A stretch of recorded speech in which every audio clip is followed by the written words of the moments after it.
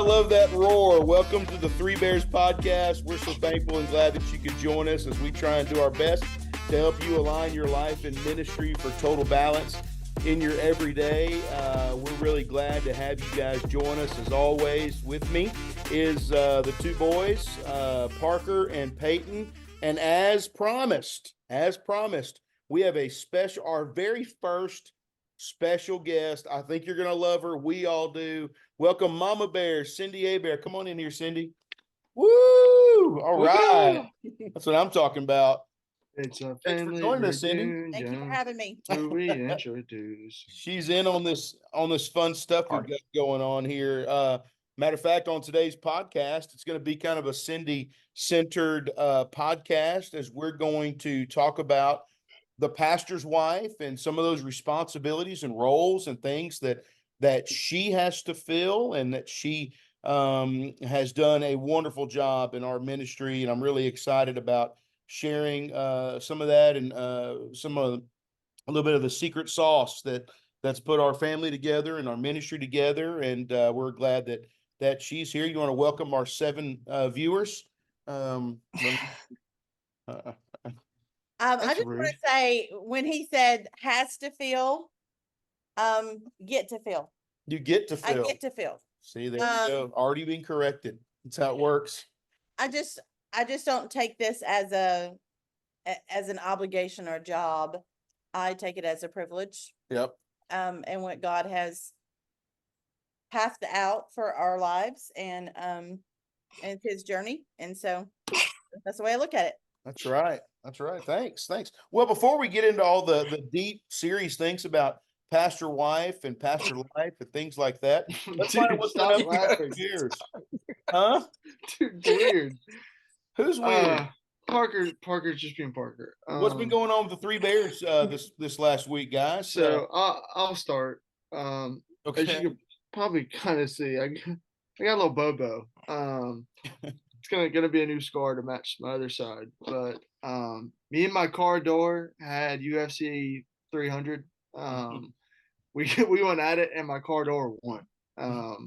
My car, I was doing something for church on Sunday, and I opened up my car door, wasn't paying attention, and it kind of jabbed me right there in the eye and went across. It looked very nasty. Still kind of looks nasty, just a hole right there. Had a concussion this week, didn't really work. But Bailey was in town, so it made it all fun. Made the best out of it, and that's kind of all that I've done this week. So. And that was Mother's Day. That's right. That was on Mother's Day. I had to remind Mama that she's still Mama, even to her 20-year-old son, and carry him to the doctor for sure. Yeah. Parker, how's things going in your world? What's going on up there in Conway? Nothing really. Just been hanging out, going to work, cleaning the house, hanging out. Been it. All I'm doing. We all got to see each other this weekend. Actually, we were on the same location on Friday and Saturday. We all went up to Houghton, and our niece graduated high school. Big shout out to Meredith, and in the 24 class of Houghton High School, another generation of Buccaneer. So we're proud of her, and she's had a good time on her senior trip. I think she's in Florida having a good time. But yeah, we've been having a lot of good things going on. It's been kind of busy and hectic. We had some major storms down here. There was a minute or two where me and Mama were wondering if we need to find the innermost wall and find a place of safety last night. It was rough last night, actually. We had a giant tree. Peyton and I were just trying to move some of the stuff and get some of the big tree cut up. So it's been a busy week here. I'm looking forward to a great Sunday. We got high school graduations tomorrow. Church's first crawfish bowls next week. A lot of big things happening around here. That's had some technology issues at the church. You know, just a lot of crazy things. I was telling Cindy and Peyton that I had a kind of a very busy day, but I don't feel like I accomplished anything. But there was a lot that was accomplished. One of those weird days yesterday. But anyway. And right in the middle of LOL planning. Yes. Yeah. Yep. We got a lot to talk about there for LOL. That might be an episode we do in a couple weeks, maybe the week before LOL. We'll kind of share summer ministry and what that looks like for us, and some of the ins and outs of that. We might bring Mama back for that. So, well, all right, guys. Well, let's go ahead and get started. Again, we are so glad to have Cindy with us. you know, we looked Sunday at church at the virtuous woman. Her price is far above rubies, and your price is definitely far above rubies. You've been a value and an asset to the ministry. You've never been a detriment to the ministry. We always talk about our family, and you're very fortunate. Brothers in ministry, sister married a pastor as well, and just really that's who Parker serves with up there in Benton, and you had some great examples of pastors' wives too over the years, I know. And I just kind of wonder, Cindy, if you might be willing to share with our listeners what you think the ideal role of a pastor's wife is. Recently, Kansas City Chiefs kicker Harrison Butker, Parker was talking about it earlier, kind of got on fire. I mean, a lot of people giving him a lot of heat because of some of the things he talked about, the traditional role of women and things. And he stands by those comments, and they're great comments, biblical comments in a lot of ways. And but roles kind of change over the years, and I'm curious what you think the ideal role of a pastor's wife should be. Okay, let me start by saying I do have a brother that is a preacher and a sister that married a preacher, and I said I would not marry a preacher. That's But God has a sense of humor, She did. and I did. I, I always wanted to marry somebody who loved the Lord like my daddy did. And I saw my mom and my dad, even though my dad was not a preacher, he was a deacon. I saw my mom and my dad serve very faithfully for many years beside each other. Both supporting, my mom supporting. And you're right, in today's society, women and young girls and women have trouble taking a back seat. And it doesn't mean that our job is any less important, but God places the calling on the husband. And I just feel as women, we play a very important role in supporting everything that he does, his leadership, his decision making, and all of that. And plenty of women, I have seen very wonderful preachers' wives, and I have seen some that have been a detriment. And I just was always tried to be very observant when I was younger about what kind of preacher's wife I wanted to be and strive to be. But the most important thing I think is just to always magnify the Lord and not myself. And that was the biggest thing is if I carried myself in a way that always magnified the Lord, I wouldn't have a problem in the way that I supported you or the ministry. Yeah. And so I've always, even, you know, leading women's groups or ladies auxiliary or anything like that was an important role. I've always done youth group, in every church that we've ever been in. And I know this probably leads into some of the other questions, because I know what I wanted my boys to learn and the opportunity of what they want, the experience. Yeah. Yeah. But I always tried to point always to Jesus. And if we're always striving as women to do that, and be a support and a helpmeet, whether your husband is in ministry or not, that's what we're called to do as a couple, you know, is to be a helpmeet and a support and encourager and all of that. And as we're keeping Jesus first, we won't have problem with any of those roles. Yeah, a lot of That's that good. support, a lot of that support is something that a lot of people don't see. Mhm. For those of us in the ministry, there's a lot of things that you are told in confidence. There's a lot of things that you're told about, not anybody else's business by saying things in confidence, but my feelings and my heart about things, and you're not able to share those things. And there's also times when I have really struggled about what I need to do, and you're able to be there to help me out though. Peyton, I think you had something you wanted to ask. Yeah. So I know how you talked about whenever me and Parker were growing up, you'd always tell us certain things about, what our roles were as preacher's kids. Because this episode is about you as a preacher's wife, but also the preacher's kids and our roles. So I know you always told me and Parker you want us to stay in church. That's one thing. You want us to find a godly woman who loves us and supports us in our ministry. Um, so what is a piece of advice you could give somebody who does have children or is looking to have children, for trying to create and establish that growth for their children in the future? Ministry or non-ministry or just in any aspect? In general, and y'all Okay. can both answer if you want. I think first and foremost is prayer. I mean, it begins both the day that both of you were born. Your daddy can testify. The day that y'all were born, we prayed for both of you, and it began that day. With your salvation. And my biggest prayer has been for your entire lives is for you to never stray away from the Lord and his church.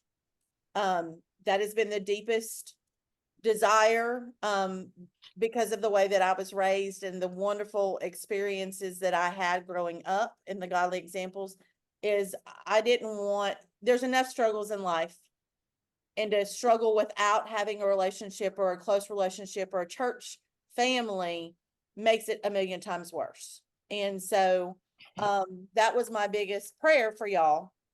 But how to have that example, and how to foster that, is to one, not allow it to be an option church, at all.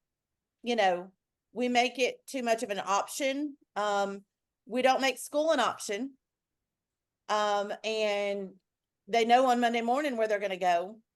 So they should know on Sunday morning, Right. or Sunday night, if there is service, or Wednesday night, they should know where they're going.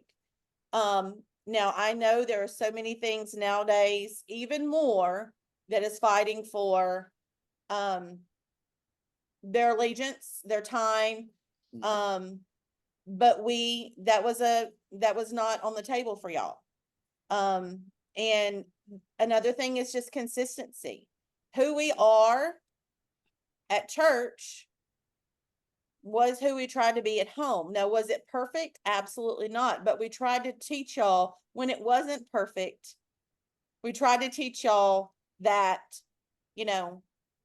people can be messy, but we still pray for them. We can be messy, but we still love each other.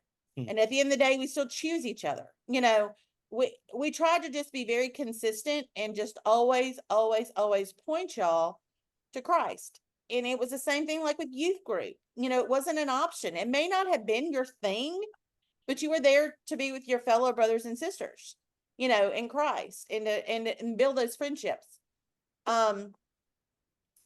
Another thing was there were some things we didn't allow, which was, Peyton, I know for you, just for an example, is travel ball. Peyton could have had an amazing career probably in travel ball, but let me preface this. You still played high school, and you are now a high school soccer coach. So it did not make or break your career or your advancement at all, and God has blessed that.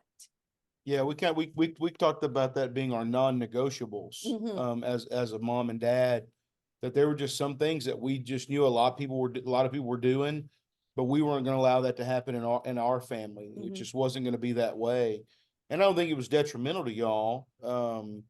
Something else, speaking of challenges and things like Peyton's asking about here, I kind of feel like we navigated through a lot. We navigated through the, cell phone in every hand age, but no cell phones, then everybody's got a cell phone. We also navigated through different types of musical styles in the different churches that we were a part of, going from very traditional to kind of doing our best to blend to now being very blended where we are, and even to the point of being a little bit more free in the music. I know that's what Parker really loves to lead, and we had to navigate. So when we talk about the consistencies, there was a lot of inconsistency we had to navigate with the life we were in. And I feel like we did a very good job because we always set those boundaries, and Christ was always first. So that's kind of one of the I things. think the biggest thing too is we always just tried to make y'all very aware of decisions that you made and how it not only affected you, but it affected us and it affected others, and we always, the biggest thing is we always tried to point y'all to Jesus, in everything, every decision you made, every, you know, when you messed up, the forgiveness of Jesus and the love of Jesus. And, and I tell people all the time, I was a rough mama. I had high expectations for y'all, but I don't think that they were unrealistic expectations. So Speaking of that, about raising kids, I think Parker, you had a question you wanted to ask Mom from your perspective as a PK on a pew. Yeah, I mean, you always, you hear the saying that, pastors' wives are single moms on Sunday mornings. And I was always the perfect child in the pew on the Sunday morning. I was never the problem child. It was the other one. So what was that like? And then I mean, I have a follow-up question about being a single mom into our teenagers, but answer like whenever we were young and being a single mom before we could kind of take care of ourselves in church. well, let me clarify the sin that Parker has committed right here as being recorded. Wow. That he was not the perfect mercy. child whatsoever. Wow. Parker was a very difficult child. And I tell Peyton he's lucky he was ever born because Parker about did me in. Because Parker was very strong-willed and was going to do it or else. And I reminded him that I was the adult and he was not the adult. So Parker was mercy. taken out and spanked almost every service. But You just said the spank word. I'm But- grown up now. he quickly was taught that I didn't allow certain things in church as he grew up. But being a single mom is what it's like as a preacher's wife or a missionary's wife in church. Jason would leave early, and so there's things that I had to put in place. A lot of times y'all weren't even dressed, before Dad had to go out the door. Satan will throw at you. Any preacher will tell you that Satan works hardest on Sunday morning. So you have to put things in place to help with those things. Lay clothes out the night before, bath the night before, things like that. Pack what I call the church bag, with your favorite little snacks or your favorite one little car. Or I had a church bag that had toys in it that you didn't play with during the week, only at church, that were quiet toys that you played with only at church, so you didn't get bored with them. But I found, when we were in East Texas for 10 years, I found an older couple that I called were my bookends. And I sat next to an older couple in our church, Granny and Papaw. And they loved to help y'all. They loved to help me.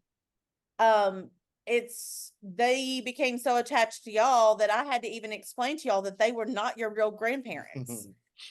Because I mean, I would just hand one over, but it was difficult.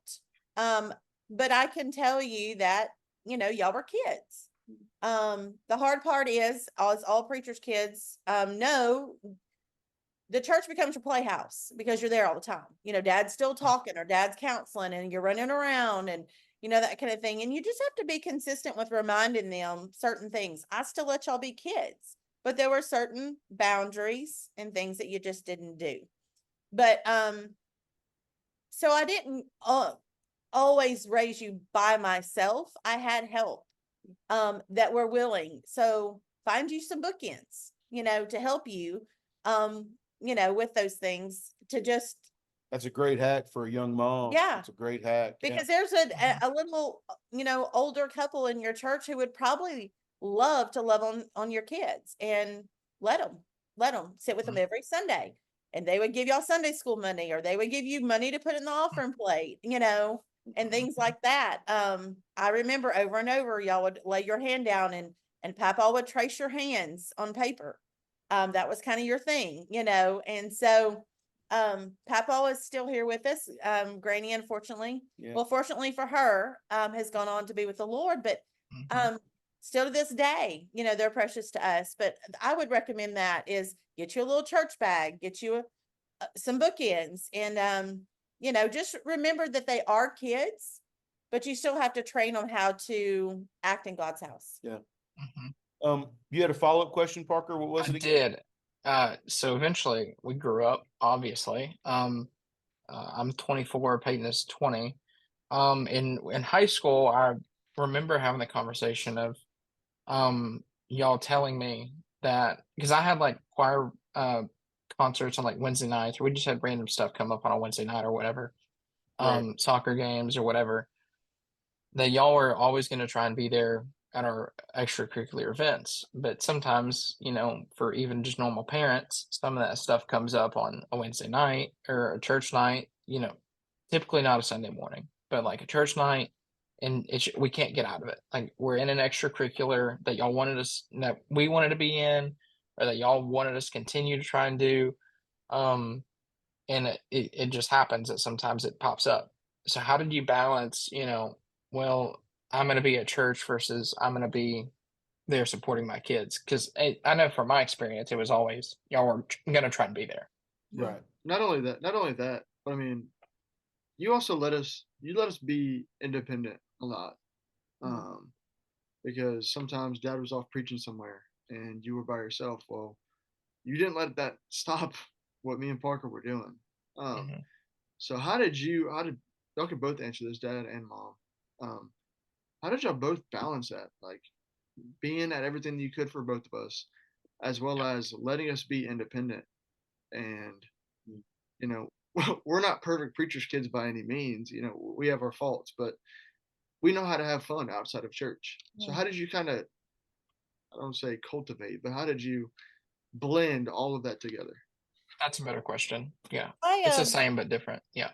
I look back sometimes and think, how did we do that? Because let me be add another layer to it. We only had one vehicle For Mhm. most. for 15 years, probably. It was Yeah.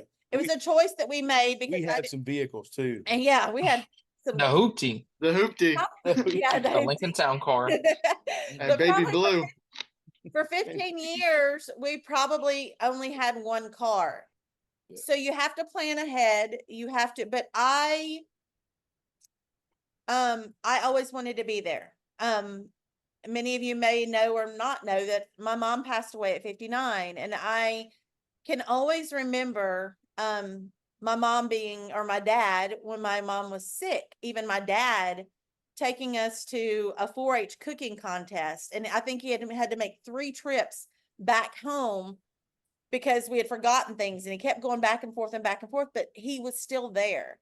And so that was an example that I knew that no matter what, we would have to sometimes divide and conquer, or, you know, I would offer to carpool, or, you know, that kind of thing. But we were always trying to be there. Now, when it came to church service things, if it was an absolute, I can understand that for a grade.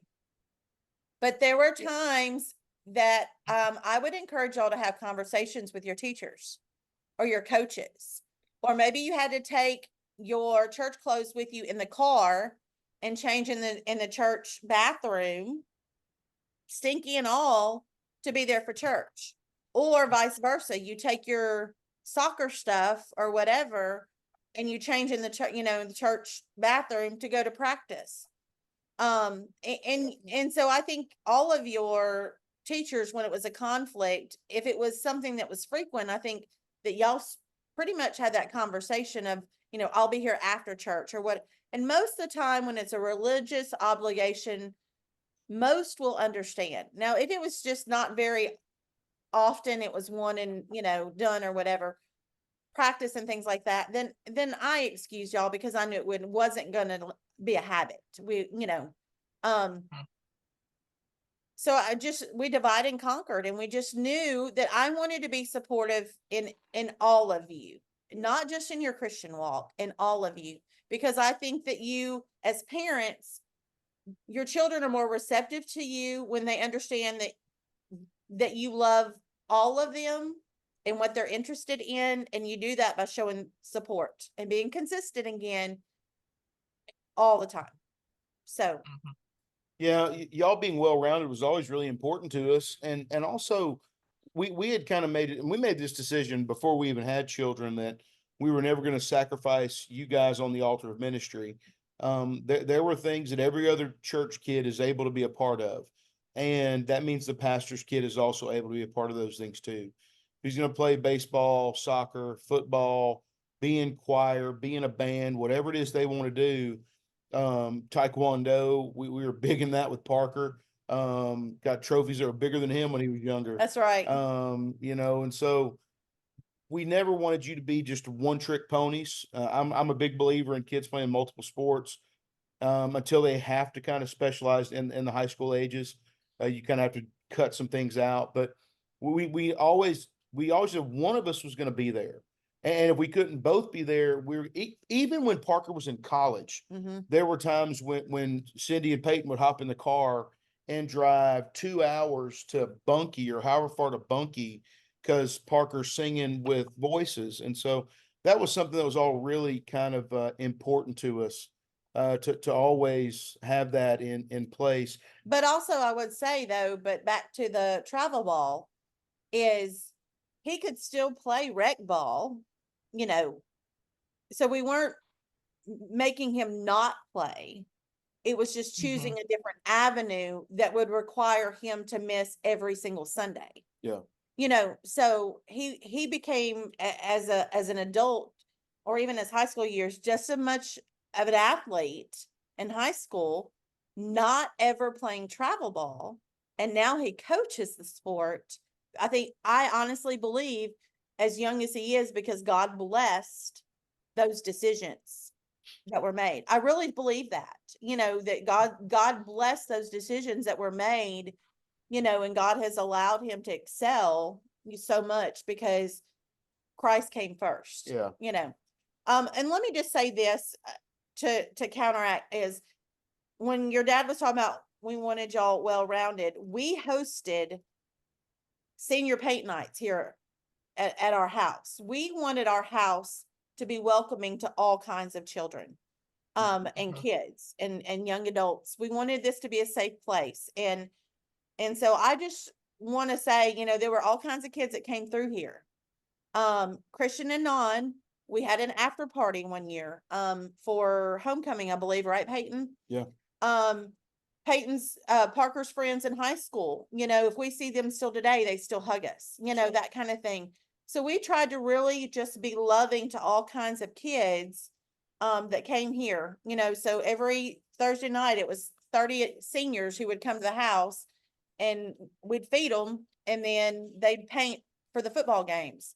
And there was all kinds of kids here, but still to this day, those kids, if we see them, will hug on us. And so I think it was being that example of just love, to everyone, through the boys. It was another avenue of ministry, of just showing the love of Jesus, by an easy thing of opening your home up. Yeah. So let's move into something, a kind of little speed round of questions for Mom. I just wrote out some of these questions. I think that people may enjoy these. When I was in seminary, I bought Mom a book about being a pastor's wife. It was really in jest, but some of these questions she's going to remember from that book. So, Cindy, just it's yes or no. You can elaborate however much you want to, but is it essential for the pastor's wife to be able to play the piano at church? absolutely not. Okay. I cannot. I can put my hands on middle C, and that's about it. That's a thing. What's middle C? Yeah. Parker? It's better than like 30% of the population. And the only I do know music. Such a music nerd down there. I'm serious. Well, I do know music. I will say this. Are you going to get to have to sing specials? I'm getting all. I'm gonna hit Okay. all of Well, I'll. We're gonna go get ahead. there. Okay. Is it okay for the pastor's wife to wear red? Yes. That was in the book that I couldn't wear red because then I'd be drawing attention to myself. Go look on Mom's Facebook in like the 2010s. You'll see red. My hair. Yeah. Yeah, we used to have pictures up in our hallway at the old parsonage, and I called it the wall of hair, the hall of hair, because every single family picture was hair different colors, different whatever. So yeah, It's like a wax museum of What was, Cindy what Hebert. was the first thing my mom said about you when I asked her what she thought of you? Ma Boo said I had big hair, and I still to this day say, and today it's flat. Of all days to do this, it's flat today, but it's big hair, don't care. Okay, Mom was still in the 80s and the mid 90s. Boy, she I was rolling. like my big hair. So All right. What about pastors' wives speaking up in business meetings? in reference to what? The color of the carpet. I mean, having there Off the wall. having an opinion on a color of a carpet, I don't think there's anything wrong with that. Nope, What about giving the pastor a raise? absolutely not. What When about it- what about calling out church people for being lazy? Absolutely not. I think that there's a fine line of being part of the church, Yeah. and then when it comes to personal matters of your children or your husband, or something that's controversial in the church, then I just believe to protect myself and my husband, those things just need to be off the table for me to comment on. So not Asking the the role of a asking the- pastor. Go ahead, Pete. asking the church for a $5,000 Christmas bonus for the kids. It's a great idea. Great idea. Mm, Yeah, not gonna happen. Talk to your dad. Yeah, no. Talk to nobody about that.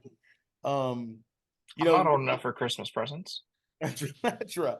Talking about, the role of a pastor's wife, not only is there comfort at home and support in public, but also protecting the ministry and protecting the family unit is another gigantic role of a pastor's wife. Does the pastor's wife have to teach the ladies class at church? Absolutely not. Does she have to teach any class at church? If she doesn't feel led to do it, then she shouldn't do it. I have tried to tell people, just because there's an open spot, if you don't feel led to do it, and then you jump in and do it, you may be robbing someone else of the opportunity that they're maybe just a little hesitant about of Mm. jumping in and doing it. Wow, Now, Preach. put that on a t-shirt. but this is That'll preach. Hmm. I still should be supportive. I could be a substitute teacher to fill the gap until, but if I don't feel led to do it, I shouldn't do it. Another question. Do you consider yourself a co-pastor? Absolutely not. If you could have one title given to you as the pastor's wife, what would that title be? Look at her smiling. It's joking, first lady. The first lady. But that's just a joke. I don't want a title. Yeah. I don't want a title. Would you ever preach the Mother's Day sermon at church? Absolutely not. No? No. Okay. What about give a little devotion in Sunday school? In regular Sunday school, Yeah. I would do that now.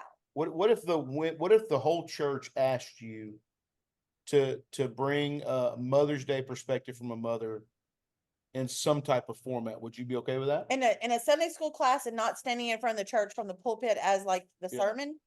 I mean, I share my story and I talk at conferences now. And whether it's just women or mixed company, I don't have a problem speaking in front of people. But I'm not called to preach. I'm not a co-pastor. I don't feel led to stand in the pulpit and give the message. Do I have a testimony and a story to share, or God lay something in my heart that I don't mind sharing?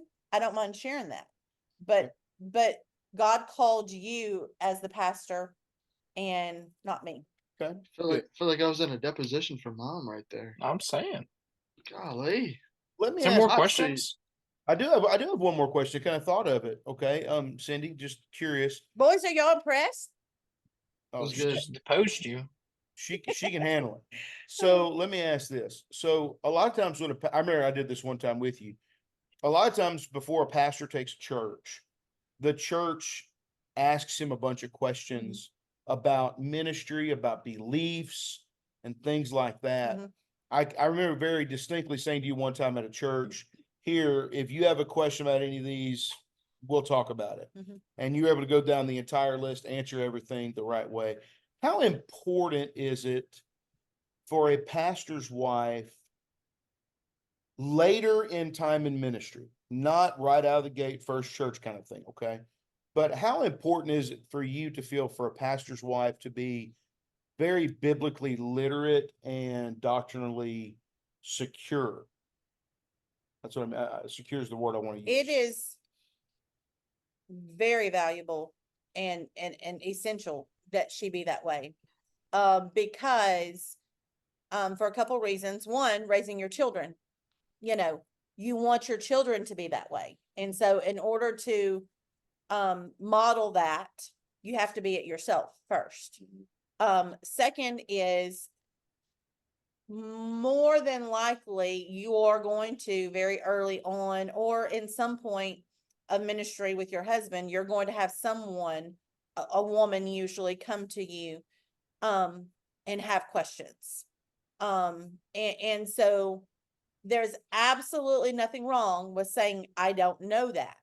Let me get back to you. You don't have to have all the answers, but there's some basic doctrinal biblical things that you should be, all of us should be very comfortable with answering. And even more so, being in ministry, pastor's wife, that you should be very comfortable answering those kinds of questions. Yeah. Great. Guys, you have a question for Mom? I had a couple more things I wanted to ask. Well, I was gonna kind of close this down here. Okay. Let me ask you one more thing, and then I'll let you do that. Okay, is that okay? Well, I'm sorry, he's interrogating you right now. No, Harvey Specter over there. this is good for the boys are both in the suits right now. What do you think is the most difficult part of being a pastor's wife?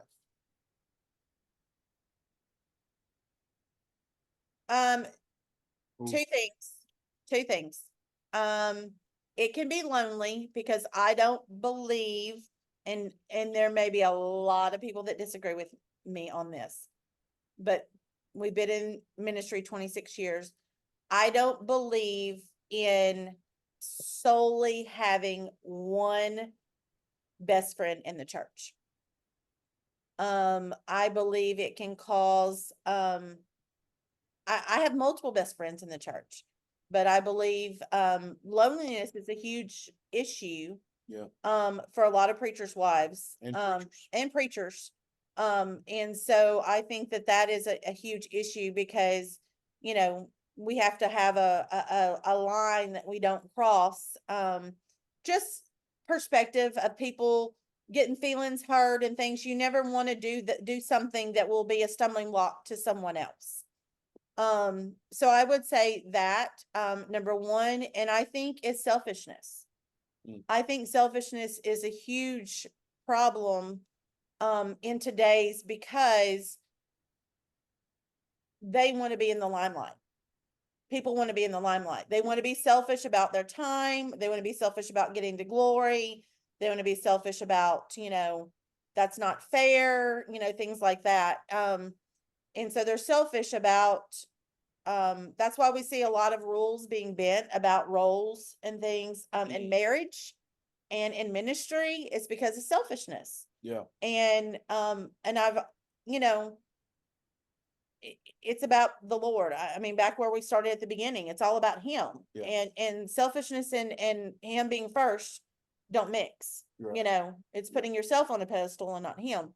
And so I think those are the two biggest things I think that women in ministry, you know, struggle with the most, is those two things. Those are good. Those are good. All right, boys, bring us home. It's gonna be kind of quick. I just want everybody to just go and give a bullet point of somebody who's listening, a preacher's kid, a pastor, maybe, you know, the first lady, as you call it, the preacher's wife, or somebody who randomly just goes to church who's listening. What's one piece of advice you can give them? Whoever wants to go first. About what? From your perspective, just anything about staying grounded in church, and maybe with it's being a mother and having children, or being a pastor and loving his wife, or being a preacher's kid and being a good preacher's kid in church. Just one little piece of advice. For me, it's God gave me one family, and there have been multiple churches in the past. And that's why we're so sincere about not sacrificing, not just our children, but not sacrificing family on the altar of ministry. I don't believe the Lord asks me of that. And sometimes there are situations some fellows have been in where the church is just really, really grinding. And sometimes it's best to step away and let the Lord heal and open another door of opportunity down the road. If that means in the meantime you've got to work, I think that's for me kind of the main thing that I hang my hat on is God gave me one family, but there have been multiple churches over the years. So I'll go from a preacher's kid, and then I'll let whoever wants to go next, Parker or Mom. But for a preacher's kid who may be listening, be the same person in church that you are outside of church. Because all it takes is for you just to skew those. If you're a different person outside of church than you are inside of church, all it takes is one person to see that, and it could ruin a lot. So always be transparent. Be the same person, because it can go a long way. The message you leave behind to other people and the example that you set for those people, they may hold on to that for a long time, and you want to keep that. So stay rooted, stay grounded, and stay family oriented. absolutely. I'll go. I was counseling a student this past Wednesday, just helping him with some stuff and some things he's going on in his life. And one of the headings in my Bible says a cure for anxiety. And at the end of it, it goes through like, why worry about this? And it like he gives the command, seek ye first the kingdom of God. And for me, it's really been stuck in my head for the past 3 days is just seek God first because he's going to sort everything out. Yeah. And I want to preface that with, life might be crazy, and it'll still be all around you. But just like the disciple that walked on the water, everything is fine until he saw the storm. If you just focus on Christ, everything's going to work itself out. Yeah. So doesn't mean the journey might be hard, but Yeah. seek ye first. Good. So. I'll go last, I guess, and I just say, no regrets. You get one chance to raise your children. You get one chance at this life. You get one chance in marriage. Some two, depending on, death and remarry, but for the most part, for most people, it's one chance. And no regrets. I wanted to close that with, I've always, with that no regrets, there's been a saying that I have repeated to the three of y'all your entire lives. When you played, when you coached, there was something that I always repeated to you to remind you, and I know that y'all got so sick of hearing it. Refereeing, Parker, I made you, I would say it to y'all. And so for our listeners, I want y'all to share what it is that I repeated to y'all to remind y'all of who we are. 1, 2. You're a Christian. You're a Christian first, you're an Amen second, and you're a blank third. Yeah. No, it's not a cuss word. That's right. Attitude, effort, I want you was- control.